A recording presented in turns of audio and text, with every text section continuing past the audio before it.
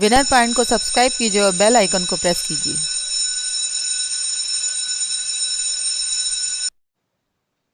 Hello everyone, welcome back to winner point education. मैं अमिता त्रिपाठी, आपकी हिंदी शिक्षिका। आज मैं पुनः प्रस्तुत हुई हूँ आपके समक्ष। आज मैं आईएससी बोर्ड से आषाढ़ का एक दिन नाटक लेकर आई हूँ। इस नाटक के लेखक हैं मोहन राकेश। आषाढ़ का एक दिन नाटक में किसकी कथा है, किसके ऊपर आधारित है, ये सभी चीज़ की चर्चा हम प्रथम अंक के सारांश में करेंगे। प्रथम अंक का सारांश बताने से पहले मैं आपसे अनुरोध करती हूँ कि यदि आप मेरे चैनल पर बिल्कुल नए हैं तो मेरे चैनल को सब्सक्राइब कीजिए, लाइक कीजिए और कमेंट्स करना ना भूलिए। आइए पहले पात्रों के बारे में चर्चा कर लेते हैं। आषाढ़ का एक दिन पात्र कौन कौन है? इसमें है अंबिका, जो कि एक ग्राम की वृद्धा हैं, मल्लिका जो कि अंबिका की पुत्री हैं, कालिदास जो कि इसमें कवि हैं, दंतुल राजपुरुष हैं, मातुल कवि मातुल हैं, निक्षेप एक ग्राम पुरुष है, निक्षेप ग्राम पुरुष है, विलोम भी ग्राम पुरुष है, रंगड़ी नागरी है, संगणी नागरी है, उनकी चारिका है, अनुस्वार और अनुनासिक उनके परिचारक अधिकारी हैं, और प्रियंग मंजरी राजकन्या है, जो कि बाद में कवि की पत्नी बन जाती है। तो आइए प्रारंभ करते हैं आषाढ़ का एक दिन का प्रथम अंक। आषाढ़ के एक दिन में प्रथम अंक का आरंभ कहाँ से होता है उसकी चर्चा करेंगे। आरंभ में छाछ से धान फटकती हुई अंबिका दिखाई देती है, जिसका दर्शन होता है। तभी वर्षा में भीगकर मल्लिका का वहां प्रवेश होता है। दोनों के वार्तालाप से यह ज्ञात होता है कि मल्लिका अंबिका की पुत्री है। मल्लिका ने कालिदास के साथ आषाढ़ की पहली बरसात में भीगने का आनंद उठाया, इसलिए वह अपने इस सौभाग्य पर मुग्ध है।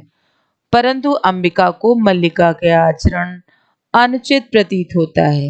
हर माँ को अपने बच्चे की इस तरह का अनुचरण प्रसन्नता नहीं देता है, वही यहाँ पर हुआ। व्यक्तिगत स्तर पर भी और सामाजिक स्तर पर भी वह कालिदास को नापसंद करती है, क्योंकि वह भावनाओं में निमग्न रहने वाला एक अव्यवहारिक व्यक्ति है, जिससे यह आशा करनी व्यर्थ है कि वह मल्लिका को किसी प्रकार का सांसारिक सुख दे पाएगा। अंबिका यहाँ मल्लिका के लिए चिंतित है और वो ये नहीं चाहती कि कालिदास का उसका साथ रहे।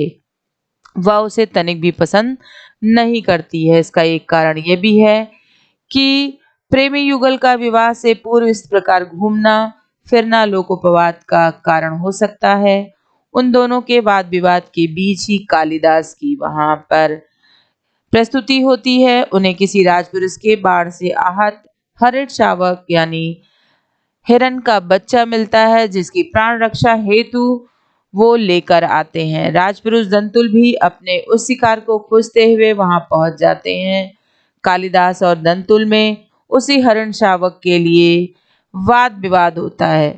दंतुल अपने राजपुरुष होने के दर्प में चूर हैं, दर्प अर्थात घमंड में चूर हैं, परंतु जब उसे ज्ञात हो जाता है कि वह जिस व्यक्ति से तर्क वितर्क कर रहा था वह कोई और नहीं, वह प्रसिद्ध कवि कालिदास ही हैं, तो उसका स्वर और भाव भंगिमा तुरंत बदल जाता है। अर्थात कहने का तात्पर्य है कि वो जिस तरह से अभी बहस कर रहा था कालिदास से, उसे जैसे ही पता चलता है उसके व्यवहार में परिवर्तन हो जाता है और वह उनसे क्षमा मांगने को भी तत्पर हो जाता है, तैयार हो जाता है, क्योंकि सम्राट चंद्रगुप्त के आदेश पर वह उन्हीं को लेने तो वहां आया था। इस सूचना से ही कालिदास को राजकीय सम्मान का अधिकारी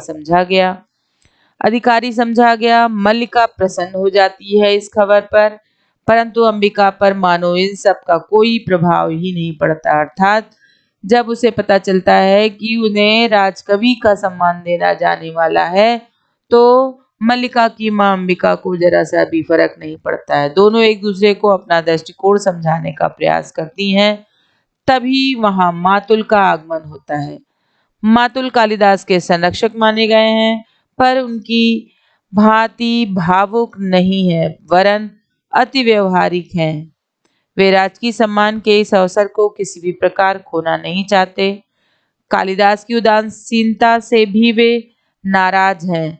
माने कालिदास का मन नहीं है कि वो राजकवि की पदवी हासिल करें।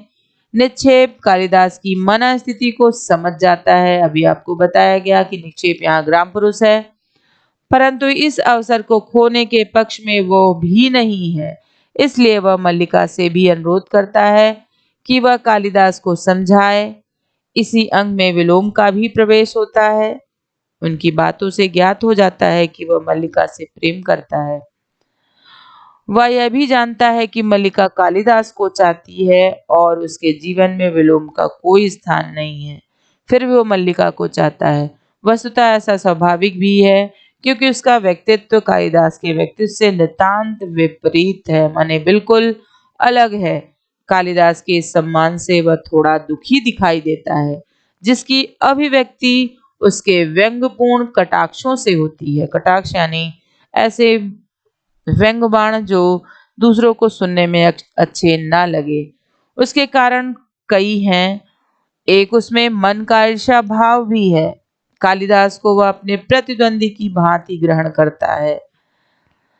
उसे लगता है कि इस प्रतिद्वंदिता में कालिदास का स्थान उससे ऊपर हो गया है। वह कालिदास और मल्लिका के पारस्परिक स्नेह भाव को भली भांति समझता है। वह जानता है कि कालिदास के चले जाने से मल्लिका दुखी हो जाएगी और मल्लिका का दुख उसे असहाय है, क्योंकि भाई वो उसे प्रेम करता है, तो मल्लिका का दुख उससे देखा नहीं जाएगा।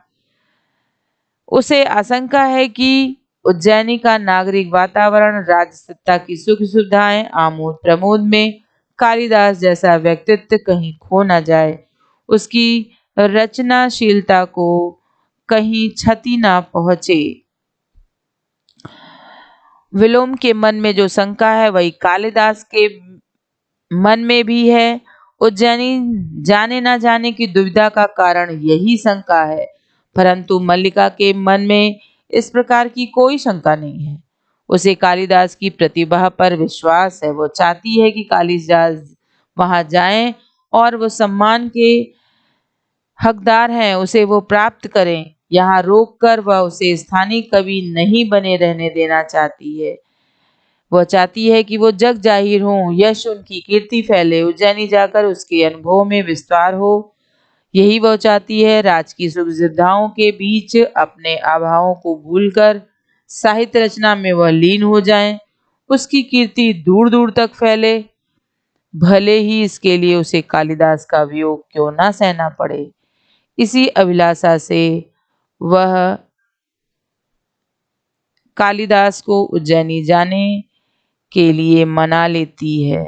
तो आपने देखा कि यहाँ मल्लिका उसे तहे दिल से चाहती है कि वो उज्जैनी जाए और राज्य कवि की उपाधि को प्राप्त करे, उसका यश फैले।